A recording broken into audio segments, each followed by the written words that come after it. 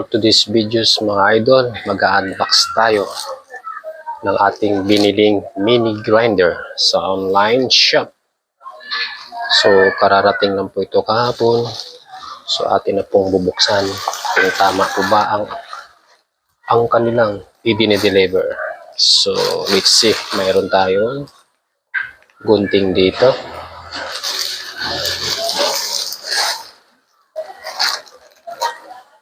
Dito na.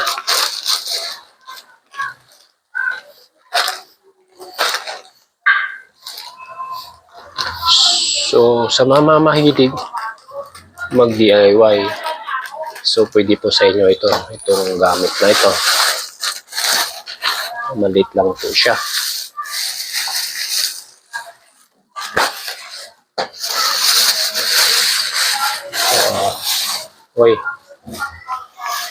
Ito nga siya mga idol, mini grinder, maliit nga.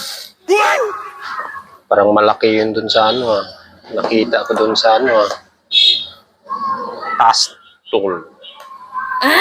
Dun sa nila, online store, medyo malaki-laki ko dun kaya.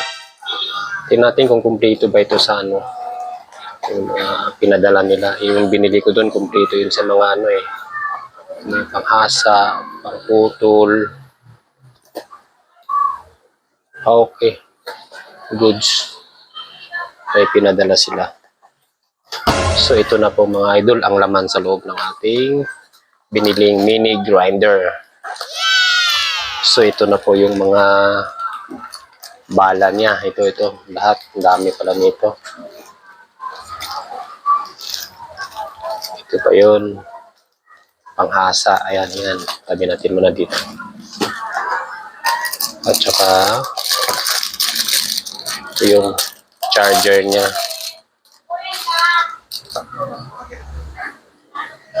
Ano kaya to? Hindi ko alam to. Kasi first time kong bumili nito. So ito na po siya mga idol. Ayun. Parang stick lang po siya talaga kalaki. So ititesting po natin mga idol kung gagana ba siya.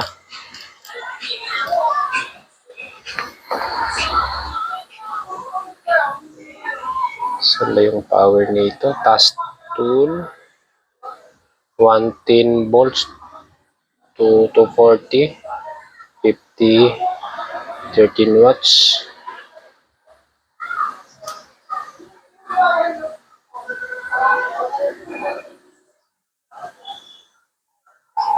Okay. So yung power nito. Dito yung port niya. Dito natin sasaksak yung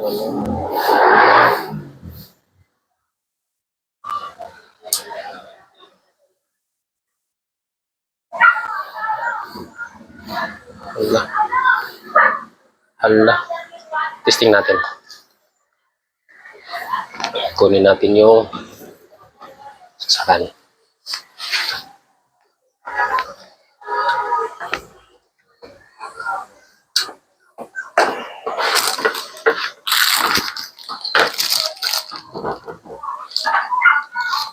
So, testing natin kung gagana ba.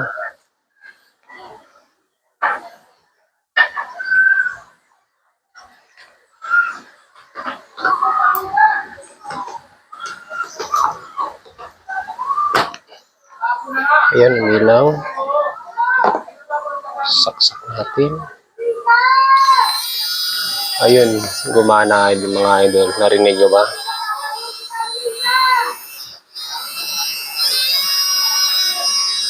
May low and high pala ito.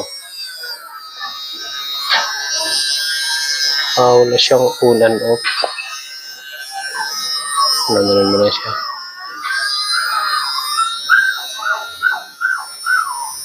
Parang plug and play lang siya pala.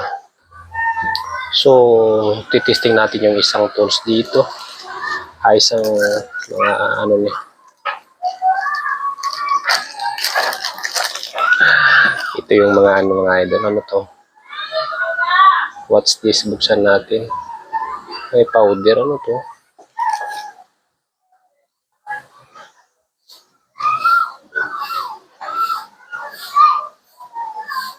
Ito yung panghasa idol, oh. Maliliit. Ang putol. Pang DIY nga talaga to. Ang dami. Ano? Ang daming pinadala, oh. Isang seat talaga, may panghasa. Kung ano-ano pa. Ito, pang cuttings, maliit. So, kukuha lang tayo ng isa dito kung paano siya gamitin.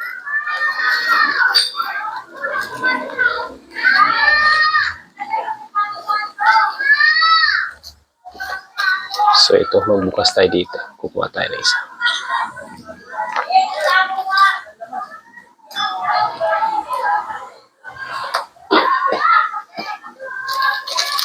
Plug and play siya diretso. So, dito, kukuha tayo ng sa pa-testing natin. Tingin ko ito yung sasaksak natin, eh. Tapos, kung anong talim gamitin para magkasya dito. Maybe ito. Titesting natin.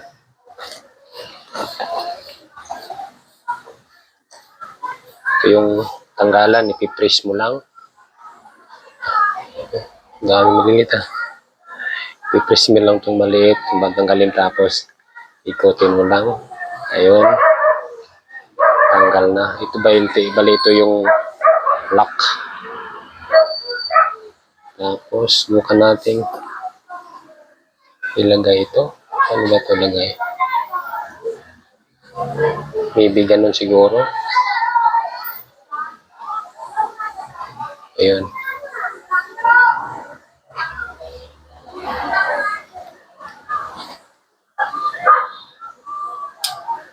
Yun. Ayun, umigpit na siya. Testing natin. Plug and play na. So, ito yung ano niya. Nakikita natin. Ito yung high and low. High and low na siya. Ayan. Low natin. Ayan, lakas. Low. Itong low. Subukan natin.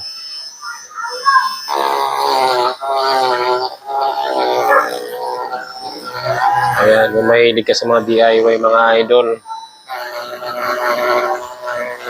Ayan, pwede mo natin ganitong ano, mini grinder na to.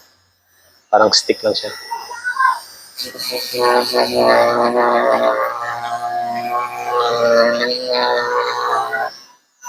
So yun, plug and play pala siya. Wala siyang on and off. Gutin mo lang. Ayan, patay na siya.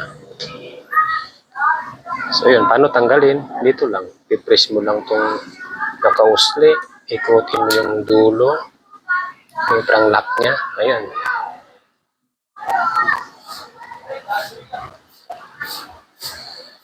Ano yun? May ano na siya sa loob. Kasama na siya dito. Ganun pala. Maghanap pa lang pala ng ano, yung pit para sa kanyang ano kalaki. Ang gusto mo ilagay. Ayan, may maliit, may malaki yung butas. Ayan, may maliit. Okay. So, yun lang sa mga idol ang may share ko sa inyo ngayong araw na to. So, ibalik natin sa ating ano.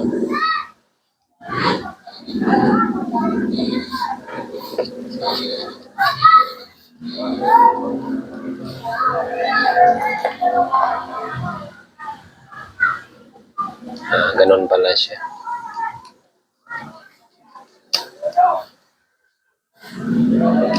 So, ayun mga idol. See you my next videos. Mayroon pa pinakamali ito. So, ibabalik na natin. So, yun lang mga idol.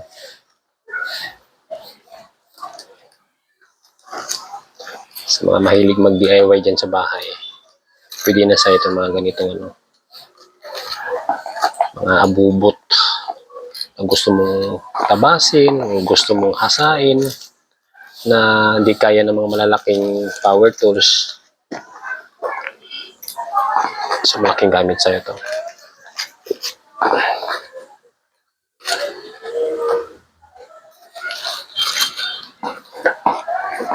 May pinakamalit pa oh. May pinakamalit na talim pa oh. Yun oh. Malit na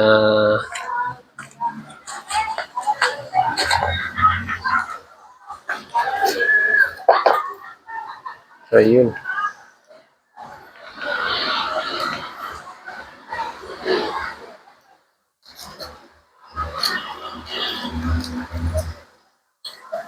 Ito di ko alam kung paano saan gamit ito.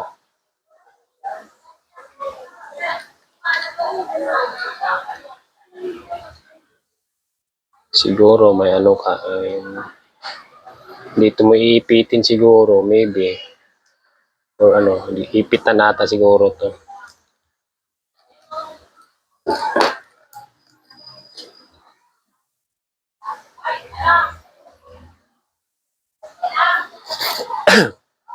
Kaya natin ano to.